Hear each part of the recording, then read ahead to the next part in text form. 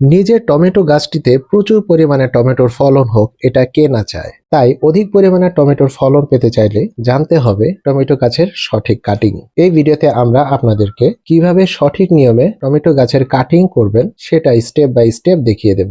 এই যে টমেটো গাছটি দেখতে পাচ্ছেন, এই গাছটিকে আমরা কাটিং করে দেখাবো। এই যে দেখুন, গাছের মধ্যে ফুল ধরছে। টমেটো গাছে যখন ফুল ধরা শুরু করবে তখনই আপনি টমেটো গাছের কাটিং শুরু করবেন। এই যে দেখুন, নিচে কত অকেজো ডালপালা গজিয়েছে, যা গাছের কোনো কাজে আসবে না, বরং গাছের পুষ্টি খেয়ে টমেটোর ফলনে ব্যাঘাত ঘটাবে। তাই আমরা টমেটো গাছের কাটিং নিচ থেকে শুরু করব। প্রথমে আপনি টমেটো গাছের এরকম রোগাক্রান্ত পাতাগুলো দেখলে সেগুলো ডাল সহ এভাবে কেটে ফেলে দেবেন, নতুবা এই পাতাগুলো থেকে সম্পূর্ণ টমেটো গাছে রোগ ছড়াতে পারে। এভাবে গোড়ার দিকে বাকি ছোট ছোট পাতাগুলো ডাল সহ এভাবে ছেটে দেবেন। এই যে এই ডালটি দেখতে পাচ্ছেন, এই ডালটিতে পরবর্তীতে যদি টমেটো হয়েও থাকে সেটা অনেক ছোট ছোট হবে, কিন্তু আমাদের উদ্দেশ্য টমেটো গাছ থেকে যথেষ্ট বড় সাইজের টমেটো পাওয়া। তাই টমেটো গাছের নিচের দিকে এরকম ছোট ছোট ডালগুলো আপনি এভাবে কেটে দেবেন এবং একই রকম ভাবে নিচের দিকে কিছুটা বড় সাইজের ডালগুলো এভাবে কেটে দেবেন। এই যে দেখুন, টমেটো গাছটির নিচের দিকে যত ছোট ছোট